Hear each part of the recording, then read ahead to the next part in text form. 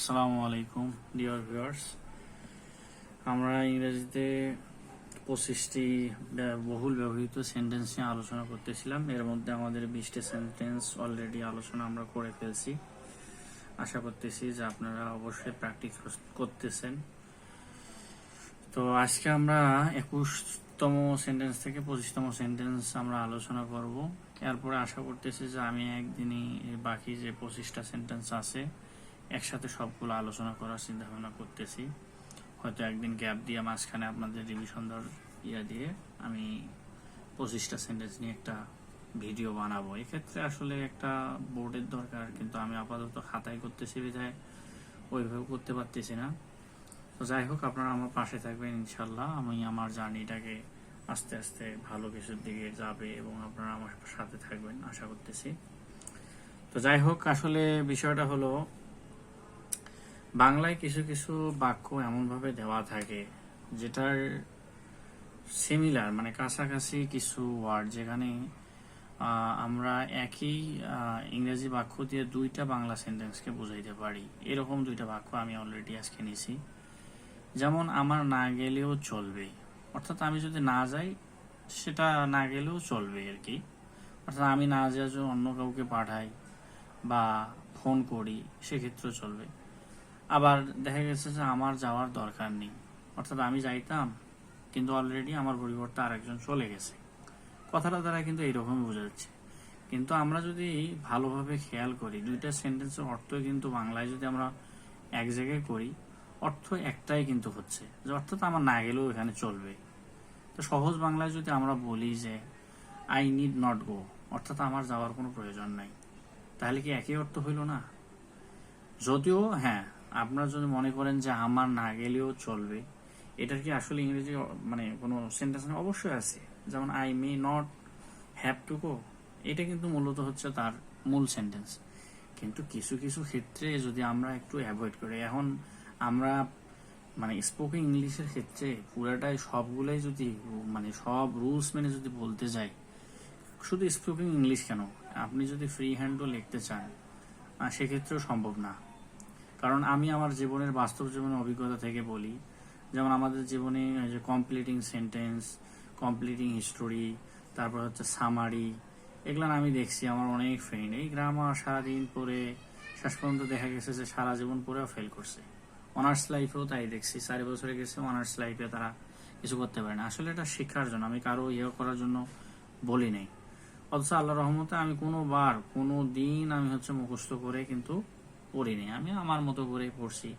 এটা আসলে ইংরেজিটাকে যদি আমরা ভাষার মতো করে নিই, সাবজেক্ট না মনে করে ভাষার মতো করে নেই, ইনশাল্লাহ ইংরেজিতে ভালো কিছু করা সম্ভব।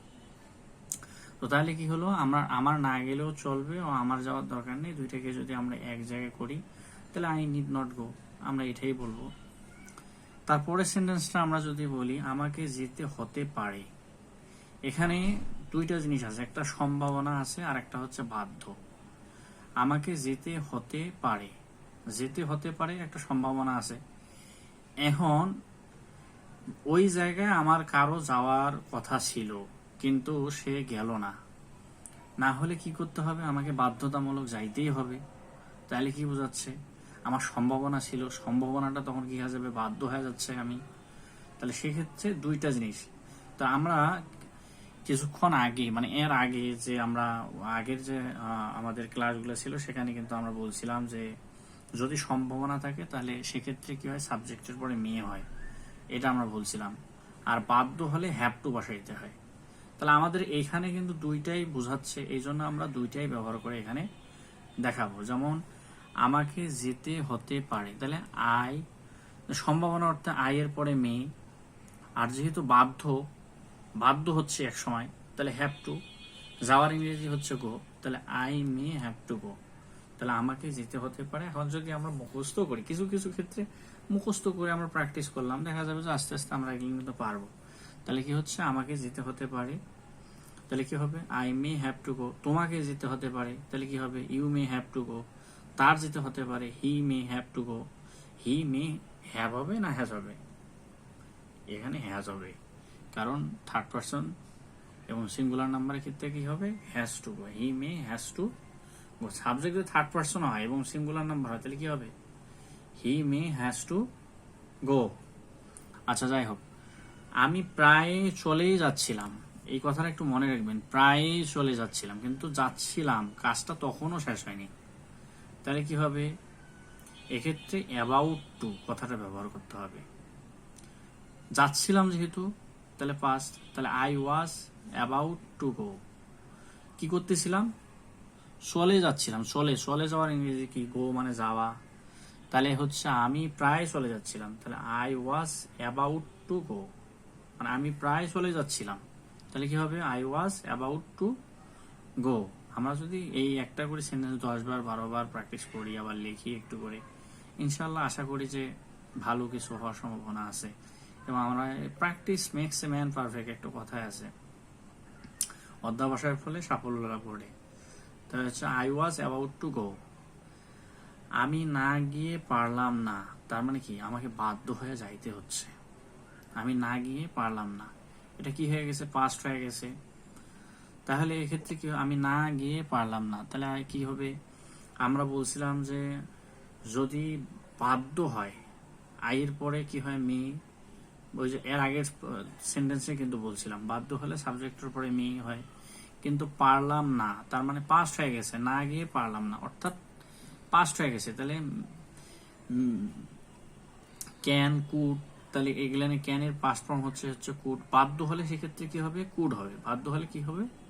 কুড হবে। বাধ্য হলে কুড হবে। তাহলে I could not but, I could not but, এটা পুরাটা একসাথে লিখতে হবে। আই কুড নট বাট গো, তারপরে হচ্ছে যাওয়ার ইংরেজি কি? গো। আমি না গিয়ে পারলাম না, আই কুড নট বাট গো। এটা আরো একটা ব্যবহার আছে, আই কুড নট পর্যন্ত, আই কুড নট পর্যন্ত লিখলাম, কুড নট। এখন এই যে বাটের জায়গায় হেল্প, হেল্প আর গোয়ের জায়গায় আইএনজি যোগ করে গোয়িং হবে। তবে আমরা এইটা ব্যবহার করব না, আমরা আপাতত এটাই ব্যবহার করব, কারণ বেশি ব্যবহার করতে গেলে, বেশি সেন্টেন্সের করতে গেলে সমস্যা হবে। তাহলে কি হবে? আই কুড নট বাট গো, আমি না গিয়ে পারলাম না, I could not but go. তাহলে আমরা 5টা সেন্টেন্স যদি আর একবার একটু প্র্যাকটিস করি, আমার না গেলেও চলবে, আমার যাওয়ার দরকার নেই। আমি যদি একসাথেই বলি আই নিড নট গো, আমাকে যেতে হতে পারে, আই মে হ্যাভ টু গো, আমি ট্রাই করতেছি না দেখে বলার। আমি প্রায় চলেই যাচ্ছিলাম, I was about to go. ওই প্রায় হলে কি হবে? প্রায় হলে অ্যাবাউট হবে। তবে আমি না গিয়ে পারলাম না, আই কুড নট বাট কি হবে? Go. I could not but go. তাহলে ইনশাল্লাহ আশা করি যে আপনারা এই 5টা সেন্টেন্স প্র্যাকটিস করবেন।